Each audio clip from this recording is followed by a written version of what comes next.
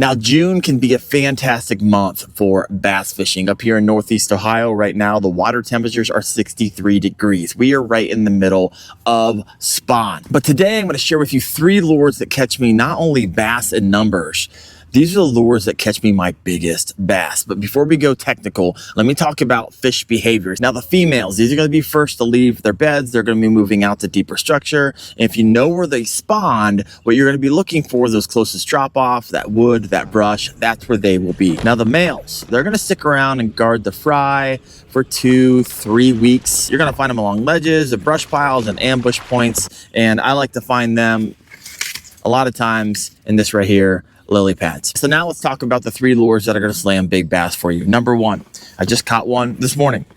It's going to be, where's that? This right here, the football head jig. This thing is money for catching giant bass. I wasn't kidding when I told you that football head jig does the trick. 21.25 inches. I personally like the green pumpkin skirts. This is going to be a missile D-bomb trailer, green pumpkin, black fleck. I also really like peanut butter and jelly colors. So the place you're going to want to fish this is going to be those docks. It's going to be that deep structure. It's going to be that brush piles, those tires, those rocks if you have them on your body of water. You're also going to want to skip these under shallow docks, under those overhangs, and just don't tug a whole lot on this. You don't realize when you tug your pole how much this moves. So let it drop the bottom and just move it maybe just a few inches, pop, drag. Now keep in mind, you just made a silt cloud down there. So they're waiting for that silt cloud to kind of fall. And as soon as you move this again, just a little bit, boom, they will absolutely destroy it. So a football head jig is definitely in my lineup if you want to catch bigger bass.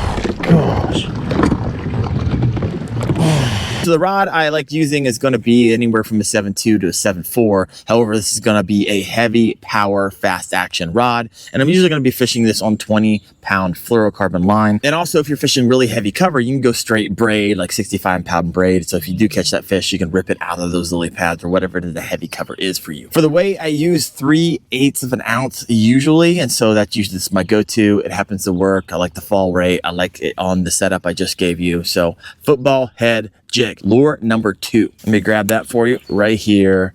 The Yamatanuki. So if you've been following the channel, you know I love this lure. I caught my personal best in Ohio last year, a 7-pound donkey on this stupid looking lure. Okay, so these are made in 3 different sizes. I believe you got a 2.5, a 3.5, and this right here, I believe, is the 4.25 inch Yamatanuki. Now for the 2.5, you're gonna need a 1/0 EWG extra wide gap hook. For the 3.5, you can use either a 4/0 or a 5/0 EWG, and for the 4.5, you're gonna wanna use a 5/0 EWG hook to hook this up. Really easy to hook up.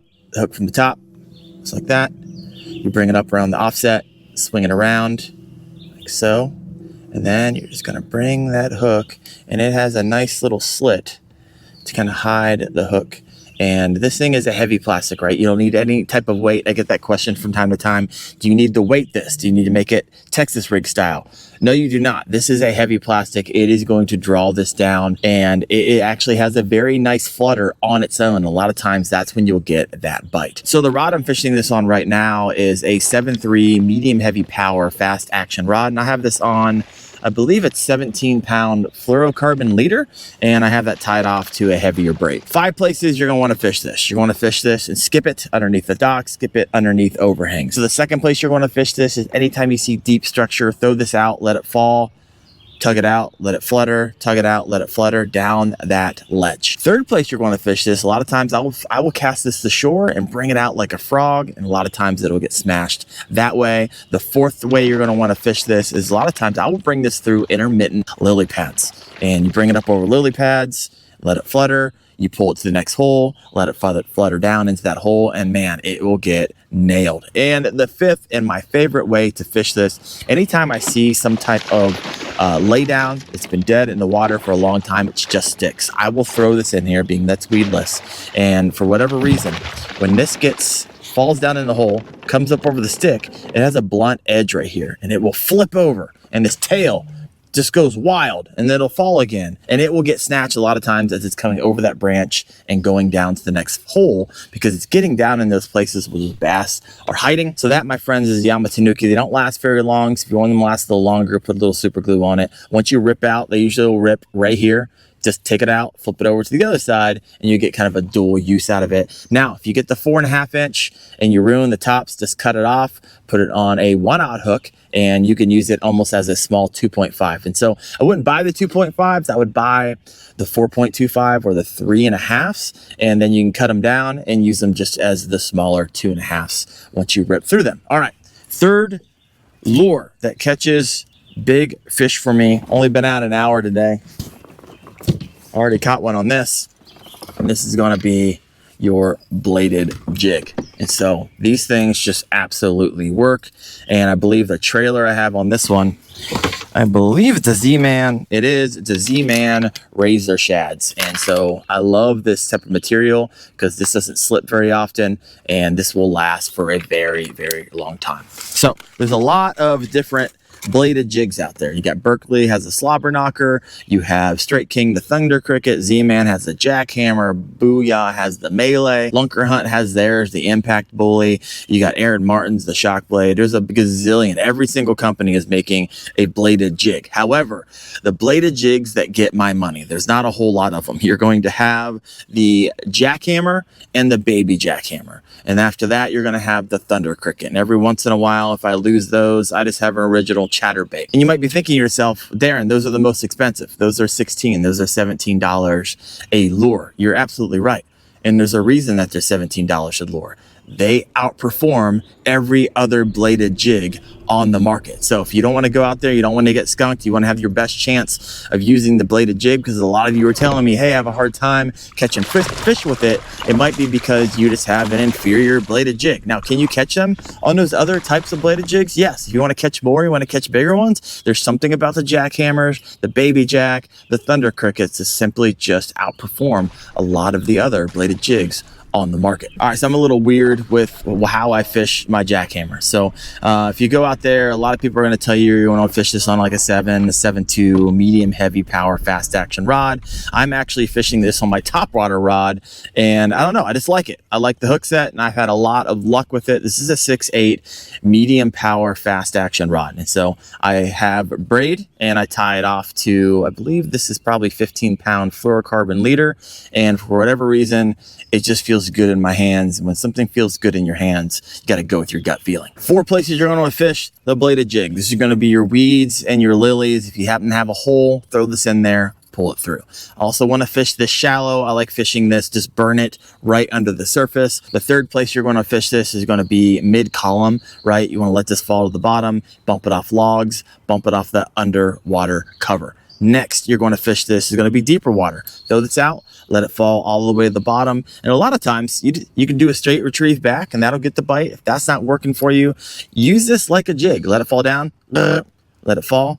And another reason, now that I'm thinking about it, is that the jackhammers and Thunder Crickets and baby jacks are worth so much money because of their startup time. A lot of times you get these cheaper bladed jigs and you got to reel it through the water a little bit before it starts up. A lot of times on these more expensive ones, these nicer bladed jigs, they start up faster, and that's just going to get you more bites, right? Instead of just pulling a dead lure through the water, this thing's going to be vibrating, activating the lateral line of that bass. So if you're new to fishing, I want to share with you an app that's been helping me for years, and I like it for a couple different reasons. The first reason, especially if you're struggling, right? It has something called a bait selector tool, which you can be hyper specific to the body of water that you're fishing. Type in that lake, and it will show you the lures that are going to likely perform for you, right? So if you can go to this one, I can scroll up, I can scroll down, you can see the types of lures. Once you click on it, it's going to share with you the location where you're going to want to fish it, the cover you're going to want to fish it by, the structure which you want to fish it in, the retrieve, so you actually know how to retrieve that particular lure, and the gear you're going to need to fish that lure. But another thing that this does is if you go to the weather portion, it's going to show you feeding windows. So right now it from 6:11 a.m. to 8:11 a.m. That was this morning. That was a major feeding window, and I missed it. Right now it is 10:40, so I'm not in a feeding window. The next minor feeding window is from 12 to 1 o'clock. So these bass feeding window apps predict peak activity using solunar theory, right? The moon phase, the moon position. It's going to be taking into consideration weather patterns like pressure changes and wind and cloud cover and low light periods, sunrise and sunset. And some of these apps even use catch data to fine tune predictions. But if you're like, hey, when do I go out there? When can I fish? What baits should I use? How should I use those baits? Check out the Deep Dive app. In fact, I will throw the link in the first comment below so you can easily find it. Now, if you're a bit overwhelmed with the lures and the rod power and the rod action.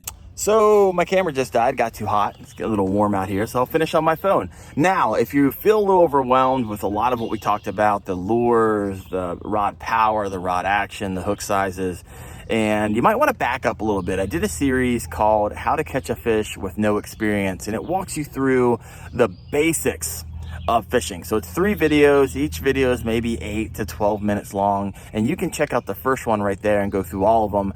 Thanks for watching, guys. I'm going to go use these lures right now to go pick up some bass. You guys have a good one. See ya.